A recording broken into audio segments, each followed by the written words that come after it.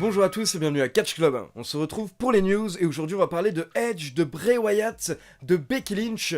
Mais d'abord, mesdames et messieurs, un grand merci à tous car mercredi dernier, le 16 juin, Catch Club a passé la barre des 100 000 abonnés sur notre chaîne YouTube. Et à la base, je voulais faire un live spécial sur YouTube pour pouvoir partager le moment avec vous et vous raconter quelques petites anecdotes par rapport à la création de Catch Club et rendre un hommage particulier que je n'ai jamais pu encore faire. Mais le souci, c'est que ces derniers jours, j'ai eu énormément de problèmes de connexion et de box d'un côté, mais également avec mon ordinateur qui a totalement bugué après une mise à jour Windows. Et donc j'ai dû passer des heures à réparer mon ordi et également la box et la connexion internet. Mais dorénavant, c'est bon, tous les soucis sont réglés, donc il n'y aura plus de bugs normalement lors de mes lives. Donc pour info, je vous rappelle les rendez-vous de la semaine prochaine.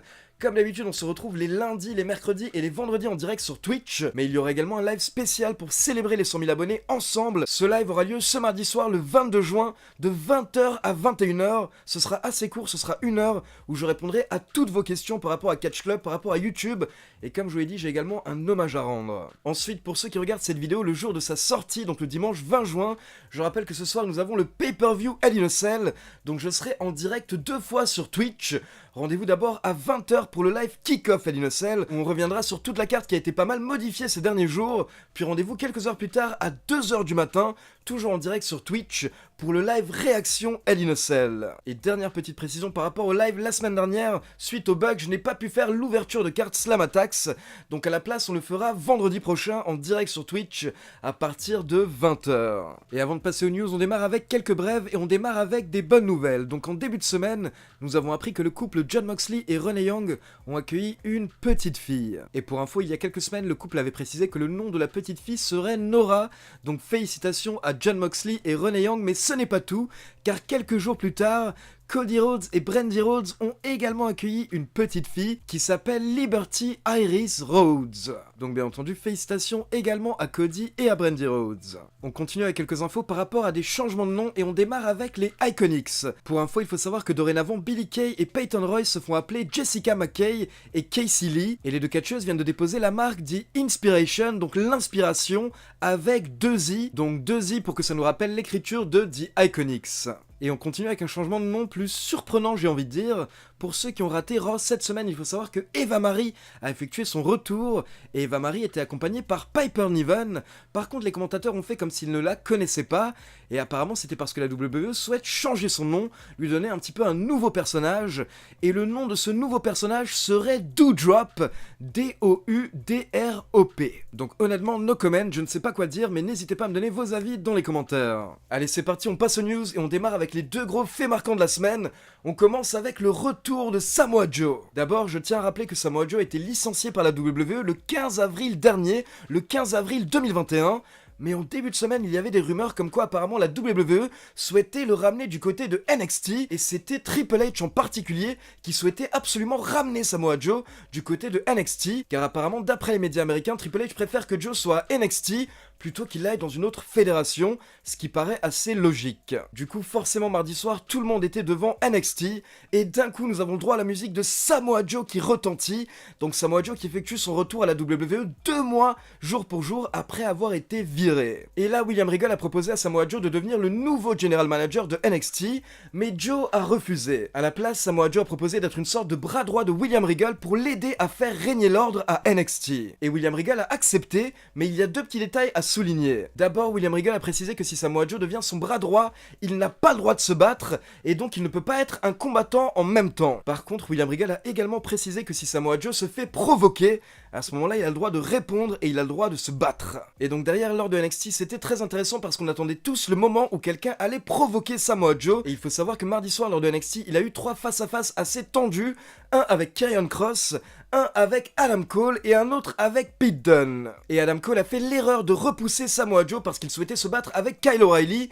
Et là, attention, Joe n'a pas aimé, il s'est fait provoquer, donc derrière il a enlevé sa veste, puis il a porté le Coquina Clutch à Adam Cole. Donc pour résumer, actuellement Samoa Joe est un officiel à l'écran du côté de NXT, mais clairement vu la manière dont la WWE nous a teasé mardi dernier, Samoa Joe devrait sûrement remonter sur les rings lors des prochains mois. On enchaîne avec un fait marquant qui a eu lieu lors de SmackDown, car le match entre Roman Reigns et Rey Mysterio qui devait avoir lieu lors de Hell in a Cell a été avancé à SmackDown, et ça a été le main event du show show bleu cette semaine. Pour info, c'est Roman Reigns qui a remporté le match tout seul comme un grand de manière clean, et après le match, on a Jimmy Uso qui est venu lever le bras du chef tribal. Mais forcément, beaucoup de personnes se demandaient pourquoi est-ce que ce match a été avancé, et d'après le journaliste américain Dave Meltzer, c'est simplement parce que les officiels de la fédération souhaitaient que ce match soit vu par le plus grand nombre de téléspectateurs possible. Donc ils ont préféré le diffuser lors d'un show gratuit comme SmackDown plutôt que lors d'un show payant comme Hell in a Cell. Mais du coup, cela signifie que Roman Reigns ne catchera pas lors de Hell in a Cell,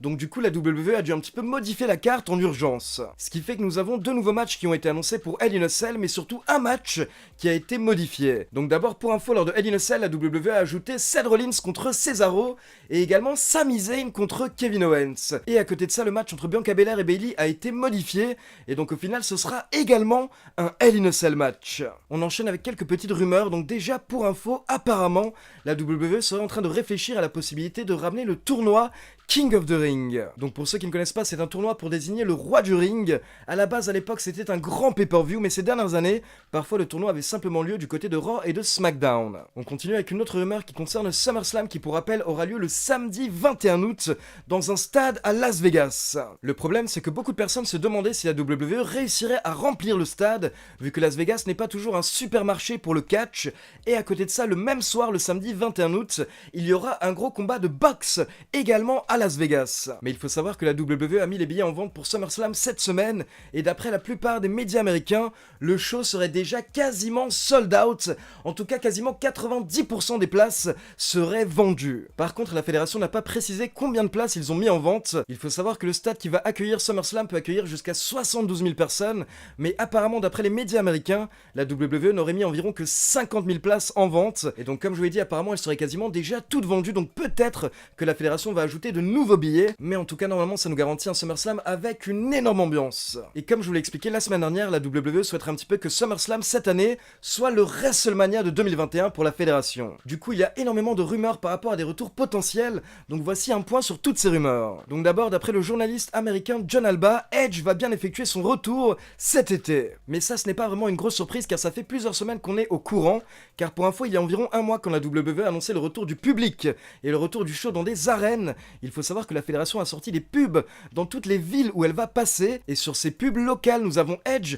et Sasha Banks qui sont tous les deux présents, donc apparemment Edge et Sasha Banks devraient faire leur retour à partir de mi-juillet. Mais à côté de ça, John Alba a donné une petite précision par rapport à Edge à SummerSlam. Selon lui, Edge va bien avoir un gros match à SummerSlam, on ne sait pas encore contre qui, mais par contre d'après John Alba, Edge va être le babyface lors de son match à SummerSlam, donc en gros Edge devrait effectuer son retour en tant que gentil. Et ça c'est assez étonnant vu la dernière rivalité qu'il a eu avec Roman Reigns et Daniel Bryan, où clairement Edge avait effectué un heel turn vers la période de WrestleMania 37. On continue avec un autre catcheur que nous n'avons pas vu depuis WrestleMania, il s'agit de The Fiend, Bray Wyatt. Et donc toujours par rapport à ces publicités locales que fait la WWE pour ses shows cet été, il faut savoir que The Fiend apparaît sur ces publicités à partir du mois d'août.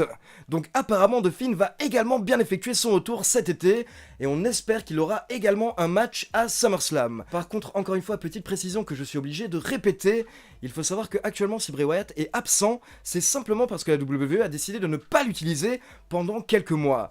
Par contre, Bray Wyatt n'a pas du tout de dépression, il s'agit d'une fausse rumeur qui a été inventée par des fans en ligne. Bray Wyatt va très bien, bien entendu l'année dernière il a souffert quand Brody Lee est décédé, mais il faut savoir que le décès de Brody Lee n'a aucun rapport avec l'absence de Bray Wyatt, et une potentielle dépression a également aucun rapport avec l'absence de Bray Wyatt.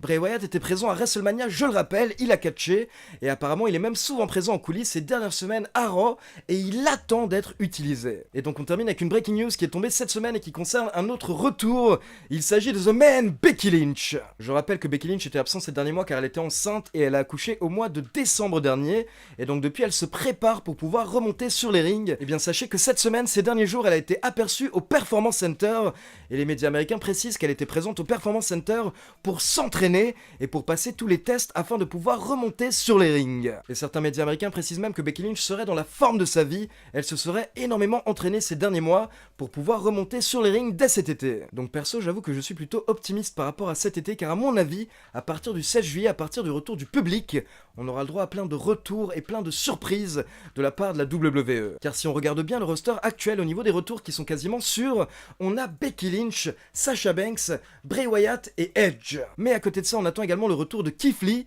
Keith Lee qui apparemment est blessé et attend le feu vert des médecins pour pouvoir remonter sur les rings. On attend également potentiellement le retour de Daniel Bryan, qui je le rappelle est agent libre actuellement. Et à côté de ça, on peut également espérer les potentiels retours de John Cena ou de Brock Lesnar cet été pour SummerSlam. Donc honnêtement, la WWE risque d'avoir un énorme boost cet été et j'ai hâte de voir ça. Donc voilà, c'est tout pour les news. Maintenant, comme d'habitude, c'est à vous. N'hésitez pas à me donner vos avis dans les commentaires. Quel est le retour que vous attendez le plus parmi tous les noms que je viens de citer, ou même un nom que je n'ai pas cité. Et comme d'habitude, n'oubliez pas de liker la vidéo, de vous abonner à la chaîne et de cliquer sur la petite cloche pour être informé de la sortie des prochaines vidéos.